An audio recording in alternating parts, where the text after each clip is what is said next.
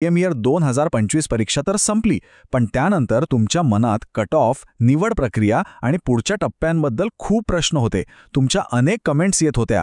म्हणूनच तुमच्या सगळ्या शंकांचं निरसन करण्यासाठी आणि पुढचा संपूर्ण रोडमॅप सोप्या भाषेत समजून सांगण्यासाठी आम्ही हा व्हिडिओ घेऊन आलो आहोत. चला तर मग सुरुवात करूया. हो, तर हाच तो सगळ्यात मोठा प्रश्न आहे जो सध्या प्रत्येक उमेदवाराच्या डोक्यात घोळतोय. परीक्षा तर देऊन झाली, पण आता निकालापर्यंतचा प्रवास कसा असणार आहे?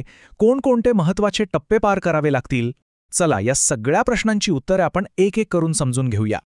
ठीक आहे, तर सगळ्यात आधी ही संपूर्ण प्रक्रिया एवढी गुंतागुंतीची का आहे हे समजून घेण्यासाठी आपल्याला परीक्षेची व्याप्ती म्हणजे तिचा आवाका किती मोठा होता हे पाहावं लागेल. कारण ही काही एका दिवसात संपणारी परीक्षा नव्हती.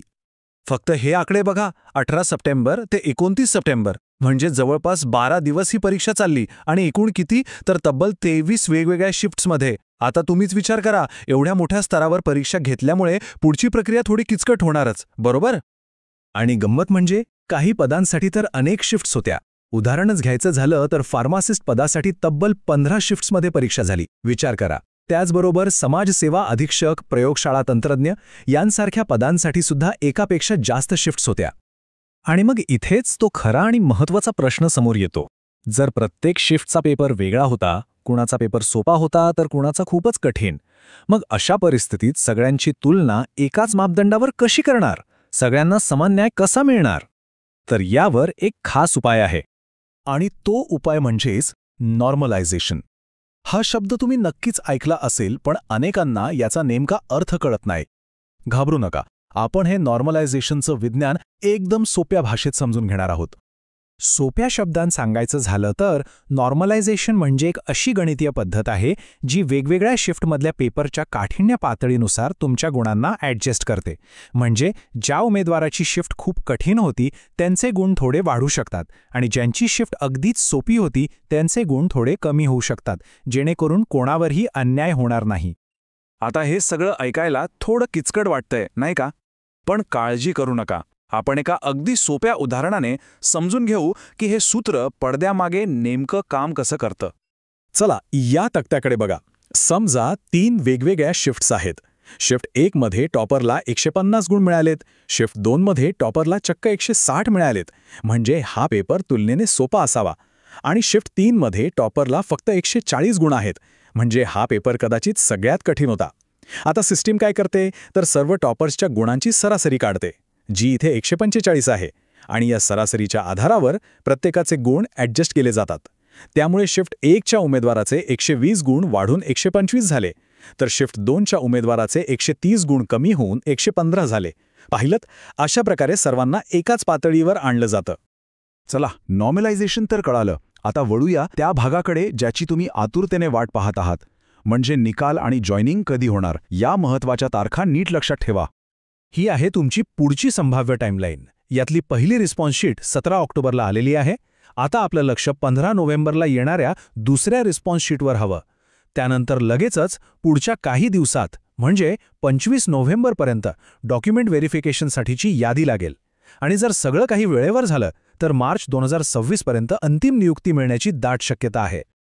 आता आपण जी काही माहिती पाहिली तिचा कट ऑफवर काय परिणाम होतो हे समजून घेण्यासाठी आपण एका लोकप्रिय पदाचं उदाहरण घेऊया. ते म्हणजे प्रयोगशाळा तंत्रज्ञ. बघूया नॉर्मलायझेशनमुळे कट ऑफ किती बदलू शकतो. हे बघा किती मोठा फरक आहे. जर नॉर्मलायझेशन झालं नाही तर आराखीव म्हणजेच ओपन कॅटेगरीचा कट ऑफ 168 ते 172च्या आसपास लागू शकतो. पण नॉर्मलायझेशन झाल्यावर तोच कट ऑफ चक्क 160 ते 169 पर्यंत खाली येऊ शकतो. म्हणजे सरळ 8 ते 9 गुणांचा फरक. म्हणूनच नॉर्मलायझेशन खूप महत्त्वाचं आहे. आणि जर आपण मागच्या काही वर्षांची तुलना केली तर 2023 मध्ये कट ऑफ 155 ते 165च्या दरम्यान होता. 2024 मध्ये तो थोडा कमी होऊन 138-140 वर आला होता. पण यावर्षी स्पर्धा आणि पेपरची पातळी बघता तो पुन्हा वाढून अंदाजे 160 ते 169 पर्यंत जाण्याची शक्यता वर्तवली जात आहे. चला, आता आपण शेवटच्या पण एका अत्यंत महत्त्वाच्या नियमाबद्दल बोलूया. तो म्हणजे 45% पात्रतेचा नियम. गुणवत्ता यादीत आपलं नाव येण्यासाठी किंवा पुढच्या टप्प्यात जाण्यासाठी हा नियम समजून घेणं खूप गरजेचं आहे. तुम्हाला माहीत असेलच की DMER मध्ये मुख्यत्वे 2 प्रकारच्या परीक्षा झाल्या. बहुतांश पदांसाठी सरळ 100 प्रश्न आणि 200 गुणांची एकच लेखी परीक्षा होती. पण काही पदांसाठी जसं की ड्रायव्हर किंवा स्टेनोग्राफर 120 गुणांची लेखी परीक्षा आणि 80 गुणांची एक व्यावसायिक चाचणी म्हणजे स्किल टेस्ट आहे. आणि हा आहे तो मॅजिकल नंबर 45%. हा किमान पात्रतेचा निकष आहे. जर तुम्हाला यापेक्षा कमी गुण मिळाले तर तुम्ही स्पर्धेतून थेट बाहेर होता, मग तुमचा पेपर कितीही अवघड असला तरी. तर मुद्दा अगदीच सरळ आहे. ज्यांची परीक्षा 200 गुणांची होती त्यांना मेरिट लिस्टमध्ये येण्यासाठी कमीत कमी 90 गुण मिळवणं बंधनकारक आहे. आणि ज्यांची 120 गुणांची लेखी परीक्षा आहे त्यांना पुढच्या स्किल टेस्टसाठी पात्र व्हायचं असेल तर किमान 54 गुण मिळवावेच लागतील. हे बघा, हे थेट अधिकृत माहितीपत्रकातून घेतलेलं वाक्य आहे जे या नियमाचं महत्त्व स्पष्ट करतं.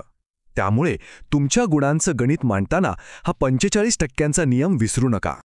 तर मित्रांनो, ही होती DMER परीक्षेच्या पुढच्या टप्प्यांची सविस्तर माहिती. आशा आहे की आता तुमच्यासाठी पुढचा मार्ग अधिक स्पष्ट झाला असेल.